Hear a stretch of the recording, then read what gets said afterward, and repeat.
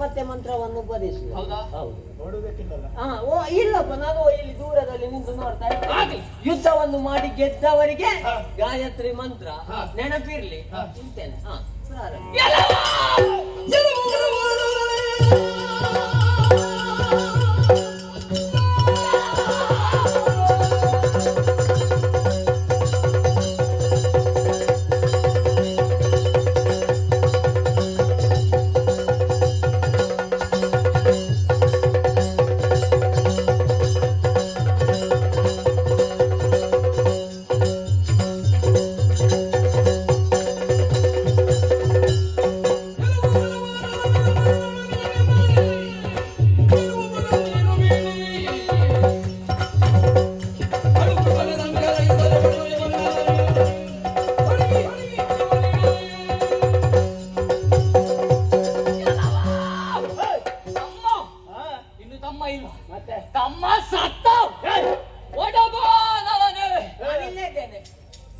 ನೀವಲ್ಲಿ ಇರಬೇಕು.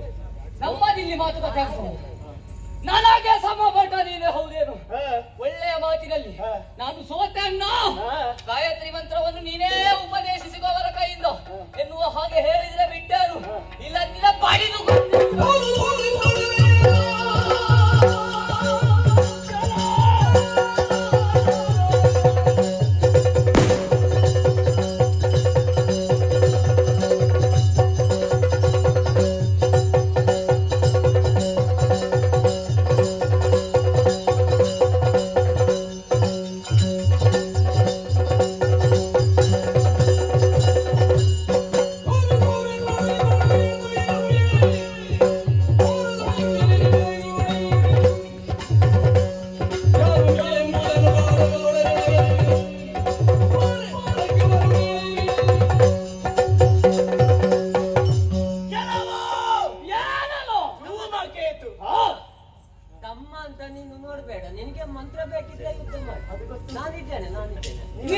ಸುಮ್ಮನೆ ಕುಳಿತುಕೊಳ್ಳಿದ್ದೇನೆ. ತೀರ್ಪುಗಾರರ ಹಾಗೆ ಮಧ್ಯ ಮಧ್ಯದಲ್ಲಿ ಮಾತಾಡ್ಲಿಕ್ಕೆ ನಾಡಿದಂತ ಮಾತನ್ನು ಕೇಳಿ ಅಮ್ಮನಾದಂತಹ ನನ್ನನ್ನೇ ಎದುರಿಸುವುದಕ್ಕೆ ಮುಂದಾದೆಯ. ನಿನ್ನನ್ನು ನೋಡುವಾಗ ನನಗೊಂದು ಮಾತು ನೆನಪಿಗೆ ಬರುತ್ತದೆ. ಹೇಗೆ? ಹುಟ್ಟುತ್ತಾ ಅಣ್ಣ ತಮ್ಮಂದಿರು, ಬೆಳೆ ಬೆಳೆಯುತ್ತಾ ದಾಯಾದಿಗಳು ಎನ್ನುವಂತ ಮಾತು ನೀನಿಂದು ನಿಜ ಮಾಡಿದೆ. ಇದು ಗಾಯತ್ರಿ ಮಂತ್ರವನ್ನು ಉಪದೇಶ ಮಾಡುವುದಕ್ಕೆ ನಾರದರಿದ್ದಾರೆ. ಅವರಿಂದ ಗಾಯತ್ರಿ ಮಂತ್ರವನ್ನು ನಾನು ಪಡೆದುಕೊಳ್ಳುತ್ತೇನೆ. ನಿನ್ನ ಶಕ್ತಿ ಸಾಮರ್ಥ್ಯ ಏನೆಂಬುದು ನನಗೂ ತಿಳಿದಿದೆ. ನೀನಾ ನಾನು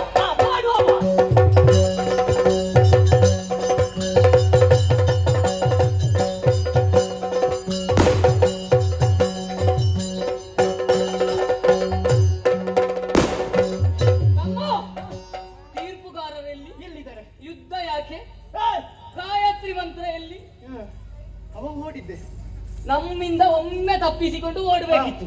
ಅದಕ್ಕೆ ಬೇಕಾಗಿ ಇಷ್ಟೆಲ್ಲ ಹೇಳಿದ್ದಾನೆ. ನಮ್ಮನ್ನು ಜಗಳ ಮಾಡುವುದಕ್ಕೆ ಬಿಟ್ಟು ಅವ ಇಲ್ಲಿಂದ ಇವರನ್ನು ಹೇಳುವುದು ಕಲಹ ಪ್ರಿಯ ಎನ್ನುವ ಇದಕ್ಕೆ ನಾವು ಎಷ್ಟು ಅನ್ಯೋನ್ಯತೆಯಿಂದ ಇದ್ದವರು ನಮ್ಮಲ್ಲಿ ಸಿಕ್ಕಿಸಿ ಹಾಕಿ ಕೊಕ್ಕೆ ಸಿಕ್ಕಿಸುವುದು. ಹೌದಪ್ಪ, ಭೂಲೋಕದಲ್ಲಿ ಕೆಲವರೆಲ್ಲ ಹೇಳುವುದು ಹಾಗೆ ಕೊಕ್ಕೆ ಸಿಕ್ಕಿಸಿ ಹಾಕುವುದು. ಹಾಗೆ ಇವ ಮಾಡಿದಷ್ಟೇ ಇರ್ಲಿ. ಇನ್ನು ನಮ್ಮ ಹೊಡೆದಾಟ ಇಲ್ಲ, ಇಲ್ಲಿಗೆ ನಿಂತಿತ್ತು. ತೀರ್ಪುಗಾರ ಸತ್ತ ಹೋಗ್ಲಿ, ಬೇಡ ನಾವೊಮ್ಮೆ ಹೋಗುವ ಇಲ್ಲಿಂದ.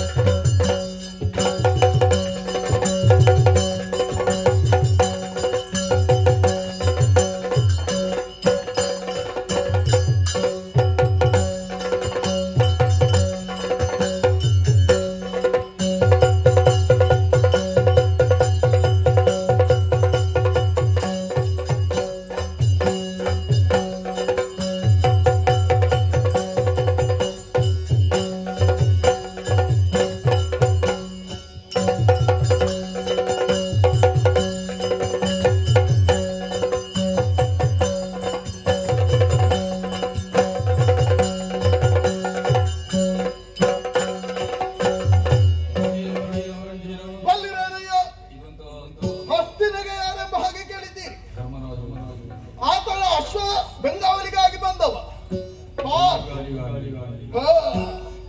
ನಾನೇ ಸರಿ. ಅನೇಕ ಕಾರಣಗಳಿದೆ, ಆಲಿಸಬೇಕು. ಕೇಳು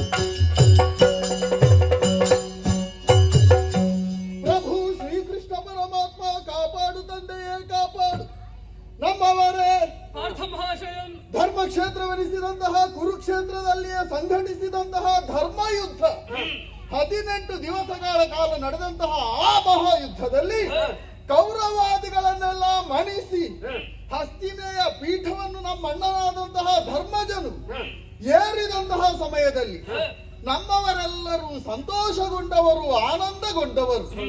ಸದಾ ಕಾಲ ಧರ್ಮಯುತವಾದಂತಹ ಆಡಳಿತವನ್ನೇ ನಡೆಸುತ್ತಾ ಬರುತ್ತಾ ಇರುವಂತಹ ವೇಳೆಯಲ್ಲಿ ನಮ್ಮಣ್ಣನಾದಂತಹ ಧರ್ಮರಾಯನ ಮನಸ್ಸಿನಲ್ಲಿ ಮೂಡಿದಂತಹ ಜಿಜ್ಞಾಸೆ, ನಮ್ಮವರೇ ಆದಂತಹ ಕೌರವಾದಿಗಳನ್ನು ಕೊಂದದ್ದು ಬಂಧು ಹತ್ಯೆಗೆ ಸಮಾನವಾದದ್ದು, ಆ ದೋಷವನ್ನು ಪರಿಹಾರ ಮಾಡುವುದು ಹೇಗೆ ಎಂಬ ಹಾಗೆ ಕುಲ ಗುರುಗಳಲ್ಲಿ ಕೇಳಿಕೊಂಡ ಕಾಲಕ್ಕೆ ಅಶ್ವಮೇಧ ಯಾಗವನ್ನು ಸಂಕಲ್ಪಿಸಿ ಎಂಬ ಹಾಗೆ ಅವರಾಡಿದಂತಹ ಮಾತು.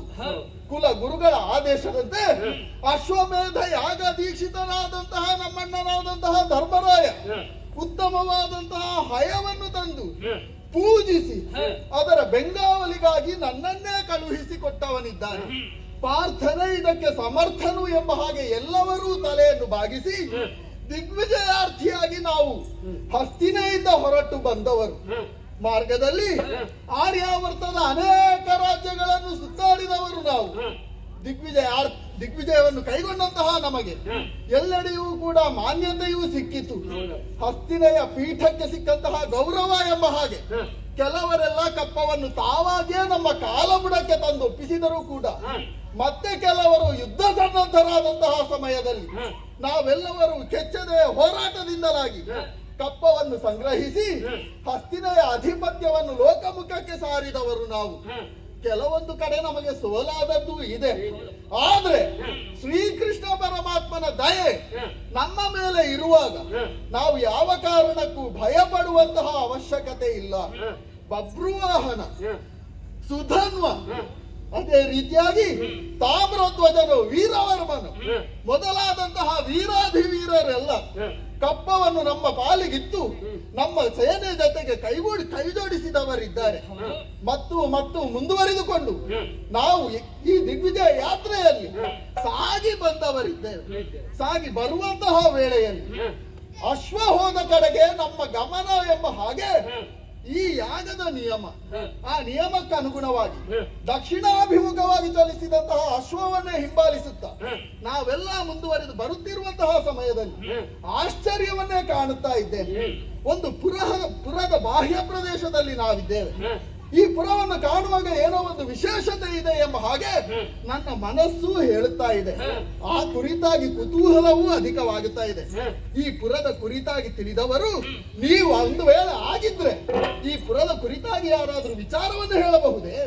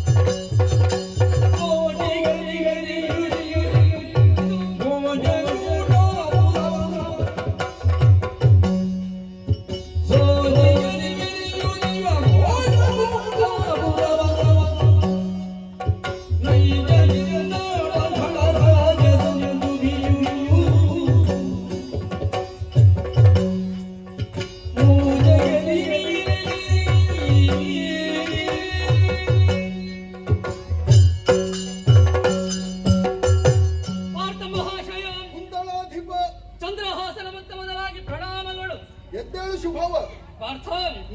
ಈ ಹಿಂದೆ ನಿಮ್ಮಂತಹ ದುರದವು ಅದೆಷ್ಟೋ ಧರಣಿ ಪಾಲಕರನ್ನು ಅಲ್ಲಿಗೆ ಹೋಗಿ ಅವರ ಗರ್ವ ಎಲ್ಲವನ್ನು ಮುರಿದು ಕಪ್ಪ ಕಾಣಿಕೆಗಳನ್ನು ಸಂಗ್ರಹಿಸುತ್ತಾ ಬಂದಂತಹ ಕಾಲದಲ್ಲಿ ನಮ್ಮಂತಹ ಕುಂತಳ ರಾಜ್ಯವನ್ನು ಸೇರಿಕೊಂಡಿತ್ತು. ನಾನು ಕೂಡ ನಿಮ್ಮ ಪಕ್ಷವನ್ನು ಸೇರಿ ಕೇವಲ ನಾನು ಮಾತ್ರವಲ್ಲ, ನನ್ನ ಇರುವರು ಮಕ್ಕಳು, ನಮ್ಮ ಸೇನೆ, ಅಶ್ವ ಎಲ್ಲ ಕಪ್ಪ ಕಾಣಿಕೆಗಳು ನಿಮ್ಮ ಪಾದ ಮೂಲಕ್ಕೆ ಒಪ್ಪಿಸಿ ನಿಮ್ಮ ಜೊತೆಯಲ್ಲಿ ನಾನು ಕೂಡ ಕೈ ಜೋಡಿಸಿ ಬಂದವನಿದ್ದೆ. ದೇವರ ಸೇವೆ ಎಂಬಂತಹ ನೆಲೆಯಿಂದ ನೀನು ಕೂಡ ನಮ್ಮ ಜೊತೆ ಆದವರು. ಆದರೆ ಈ ಸಂದರ್ಭದಲ್ಲಿ ಈ ಪುರವನ್ನು ಕಾಣುವಾಗ ನಿಮಗೆ ಆಶ್ಚರ್ಯವನ್ನು ಕಾಣ್ತಾ ಉಂಟು, ಕುತೂಹಲ ಅಧಿಕವಾಗುತ್ತಾ ಇದೆ, ಹೌದಲ್ವೇ? 3 ಲೋಕದಲ್ಲಿ ಕೂಡ ಮಿಗಿಲೆನಿಸಿದಂತಹ ಪುರ ಇದು. ಇದುವೇ? ಹೌದು. ಯಾವ ಪುರ? ಈ ಪುರದ ಹೆಸರು ಭೋಜಕೂಟಪುರವೆಂಬುದಾಗಿ. ಭೋಜಕೂಟಪುರ. ಇಲ್ಲಿ ಆಳ್ವಿಕೆಯನ್ನು ನಡೆಸುತ್ತಾ ಇರುವವನು ದುಂದುಬಿ ನಾಮಧೇಯನು. ಓಹೋ. ಈ ಪ್ರಸ್ತುತ ಕಾಲದಲ್ಲಿ ಆತನು ಧೀರ ದುಂದುಬಿಯಾಗಿ ಮೆರೆಯುತ್ತಾ ಇದ್ದಾನೆ. ಧೀರ ದುಂದುಬಿ ಎಂಬ ಹಾಗೆ ಪ್ರಖ್ಯಾತಿಯನ್ನು ಗಳಿಸಬೇಕು ಅಂತಾದ್ರೆ ಅವ ಅಷ್ಟು ಸಾಧನೆ ಮಾಡಿರ್ಬೇಕಲ್ಲ? ಸಾಧನೆ ಮಾಡಿದ್ದಾನಲ್ವೇ? ಯಾವ ರೀತಿಯ?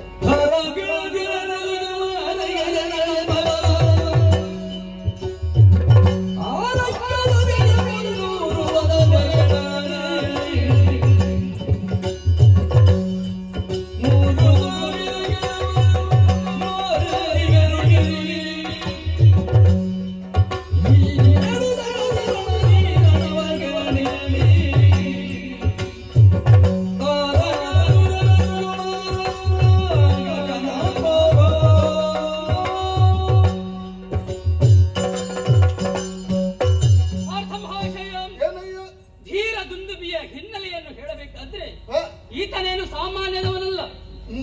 ಈ ಹಿಂದೆ 3 ಲೋಕವನ್ನು ಗಡಗಡೆ ನಡುಗಿಸಿದಂತಹ ತಾರಕಾಸುರನ ಮೊಮ್ಮಗ ಈತ. ತಾರಕಾಸುರನ ಮೊಮ್ಮಗ ಅರ್ಥಾತ್ ಗಜಾಸುರನ ಮಗ ಈತ. ಗಜಾಸುರ ಸುತ. ಹೌದು. ಏನು ಸಾಧನೆಯವನದ್ದು? ಸಾಧನೆಯನ್ನು ಮಾಡಿದ್ದಾನೆ. ಪರಮೇಶ್ವರನ ನೀತ ಮೆಚ್ಚಿಸಿಕೊಂಡಿದ್ದಾನೆ, ವರವನ್ನು ಪಡೆದಿದ್ದಾನೆ. ಅಂತಿಂತ ವರವಲ್ಲ, ವಿಶೇಷವಾದಂತಹ ವರಬಲ ಆತನಿಗಿದೆ. ಓಹೋ. ಯಾವುದು ಗೊತ್ತೇ ಪ್ರಭು? ಯಾವ ರೀತಿಯಲ್ಲಿ? 300 ಶಿರಗಳು, 3000 ಕರಗಳನ್ನು ಹೊಂದಿದ್ದಾನೆ. ವಿಶೇಷವಾದಂತಹ ವರಪ್ರಭಾವ. ಈತನು ಶಿವನಿಂದಲೇ ಅನುಗ್ರಹಿಸಲ್ಪಟ್ಟಂತಹ ವರವನ್ನು ಪಡೆದಂತಹ ಈತನಲ್ಲಿ ನಮ್ಮದಂತಹ ತೊರೆದು ಹೋಗಿಬಿಟ್ಟಿದೆ. ಒಂದು ವೇಳೆ ಆತನ ಜೊತೆ ನಾವು ಕಾದಾಡುವುದಕ್ಕಾಗಿ ಮುಂದುವರಿದ್ರೆ ನಮ್ಮ ಪಾಲಿಗೆ ಜಯ ಸಿಗುವುದಕ್ಕೆ ಸಾಧ್ಯವೇ ಎಂಬುದಾಗಿ ಪ್ರಶ್ನೆ ನನ್ನನ್ನು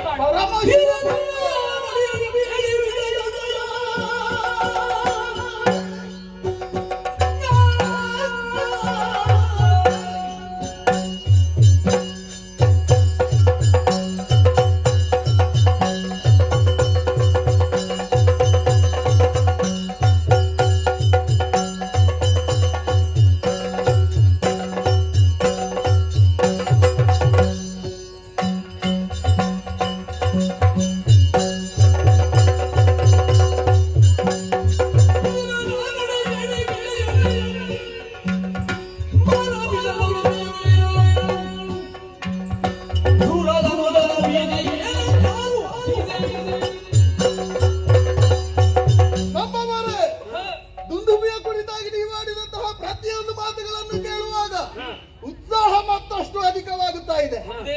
ಯಾಕಾಗಿ ಇದುವರೆಗೂ ಕೂಡ ಅನೇಕ ವೀರಾಧಿವೀರರನ್ನು ಸಂಧಿಸಿದವರು ನಾವು. ಅದರಲ್ಲಿ ಈತನು ವಿಶೇಷತಮವಾದಂತಹ ವರಪ್ರಭಾವವನ್ನು ಹೊಂದಿದವನು ಎಂಬ ಹಾಗೆ ನೀವು ಆಡುತ್ತಾ ಇದ್ದೀರಿ. ಮಾರಜನಕನ ಒಲುಮೆ ನಮಗಿರಲು ನಾವು ಯಾವುದಕ್ಕಾದ್ರೂ ಭಯಪಡುವುದರ ಅವಶ್ಯಕತೆ ಉಂಟೇ ಹೇಳಿ? ಕೇವಲ ಅವನು ಮಾತ್ರ ವರವನ್ನು ಪಡೆಯುವುದಲ್ಲ, ನೀವು ಕೂಡ ಪಡೆದುಕೊಂಡಿದ್ದೀರಿ. ವಿಶೇಷವಾದಂತಹ ವರಪ್ರಸಾದಕ್ಕೆ ಪಾತ್ರರಾದವರು ನಾವು. ಅಷ್ಟು ಮಾತ್ರವೇ ಅಲ್ಲ, ಅವನು ಶಿವಭಕ್ತ ಎಂಬ ಹಾಗೆ ನೀನು ಹೇಳುತ್ತಾ ಇದ್ದೀಯಲ್ಲ, ಆ ಶಿವನ ಅನುಗ್ರಹಕ್ಕೆ ಪಾತ್ರರಾದವನಲ್ಲಿ ಅಗ್ರಗಣ್ಯನೆನಿಸಿಕೊಂಡವ ಈ ವರ್ತಮಾನ ಕಾಲದಲ್ಲಿ ಈ ಪಾರ್ಥ ಬಿಟ್ರೆ ಬೇರೆ ಯಾರು ಇಲ್ಲ. ಆ ಕಾರಣಕ್ಕಾಗಿ ಯಾರು ಯೋಚಿಸಬೇಕಾದಂತಹ ಅವಶ್ಯಕತೆ ಇಲ್ಲ.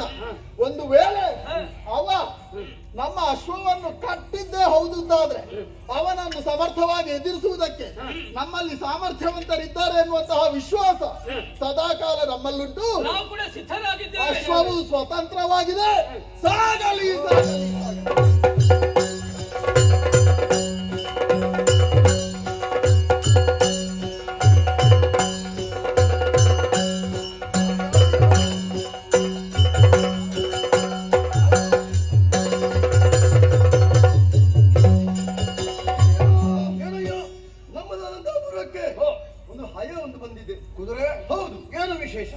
ಕುದುರೆಯನ್ನು ಸರಿಯಾಗಿ ವೀಕ್ಷಣೆಯನ್ನು ಮಾಡಿದಂತಾದ್ರೆ ನವರತ್ನದಿಂದಲೇ ಖಚಿತಗೊಂಡಂತಹ ಆ ಕುದುರೆ ಮಾತ್ರವಲ್ಲ, ಒಳಕ್ಕೆ ಬಂದು ಪಟಳವನ್ನು ಮಾಡ್ತಾ ಇತ್ತು. ಹಿಡಿದು ಕಟ್ಟಿದೆ. ಹಣೆಯಲ್ಲಿ ಒಂದು ಲಿಖಿತ. ಓಹೋ, ವಿಶೇಷವಾದಂತಹ ಲಿಖಿತ. ಹೌದು, ನೋಡೋಣ. ಎಲ್ಲವರಿಗೆ ಕೇಳುವಂತದ್ದು ಒಮ್ಮೆ ವಾಚಿಸಿ ಬಿಡ್ತೇನೆ.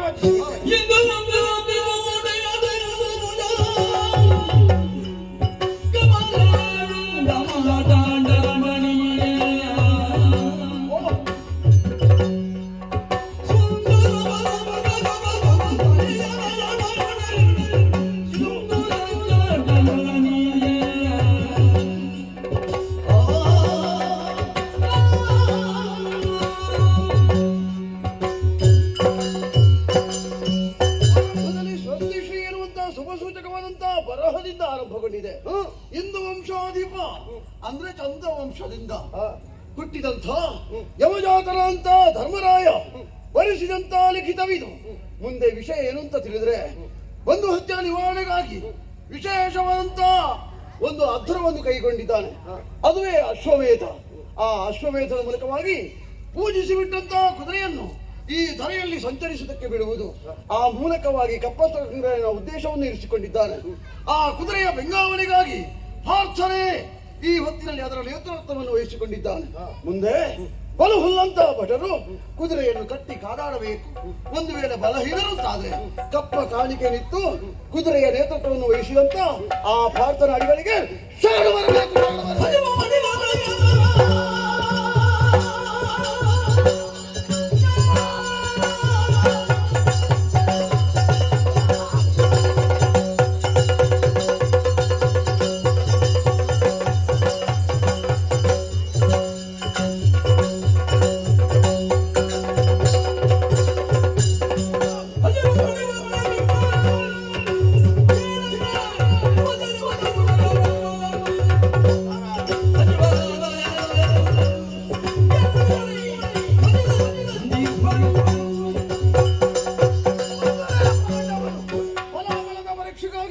ಈ ವರ್ತಮಾನ ಕಾಲದಲ್ಲಿ ಭೋಜಕೂಟವನ್ನು ಪ್ರವೇಶ ಮಾಡಿದ್ದಾರೆ. ಬಿಡುವ ಹಾಗಿಲ್ಲ. ಬಂದವ ಯಾರಿಗಿಲ್ಲಿ, ಬಂದವ ಎಷ್ಟೇ ಸಮರ್ಥರಾಗಿರಲಿ, ಅವರಲ್ಲಿ ಹೋರಾಟ ಮಾಡಬೇಕು. ಸಕಲ ಸಿದ್ಧತೆಯನ್ನು ಮಾಡಿಕೊಂಡು ಮುಂದುವರಿಯುವ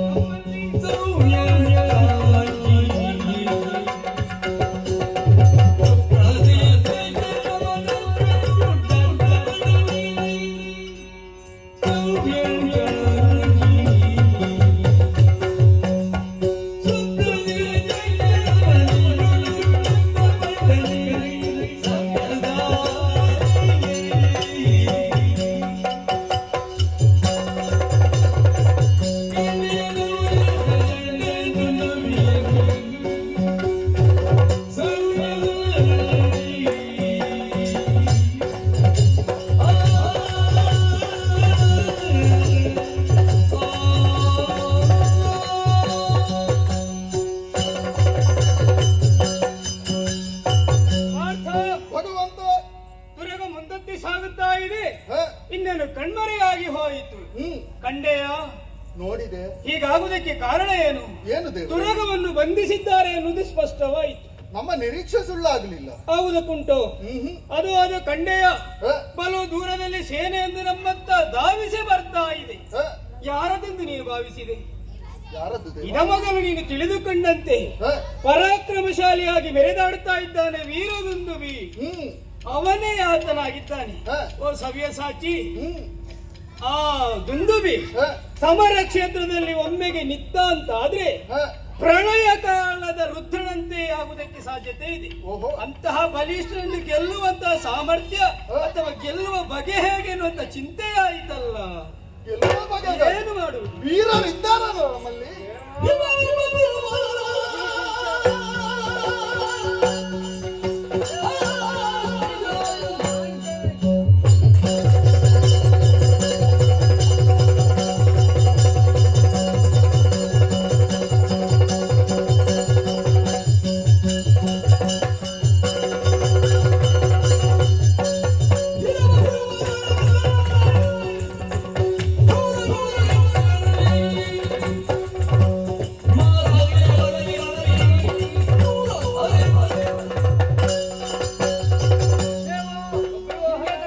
ಶಕ್ತಿಯನ್ನು ಸಾಮರ್ಥ್ಯ ಏನು ಎಂಬುದಾಗಿ ನೀವು ಅರಿತುಕೊಂಡವರು. ನಿಜ ಆಲೋಚನೆಯನ್ನು ಬಿಡಿ, ನಾನಿದ್ದೇನೆ, ನನಗೆ ಅಪ್ಪಣೆ ಕೊಡಿ.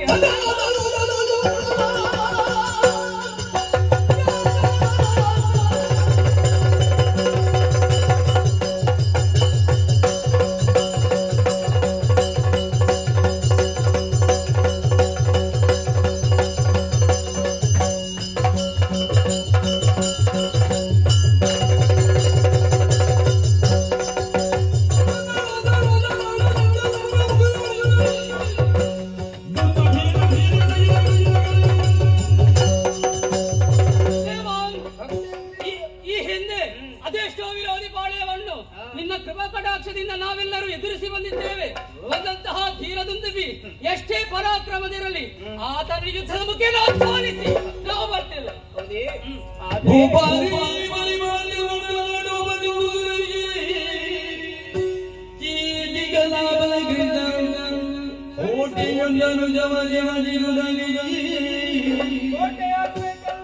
ಜವಾನಿ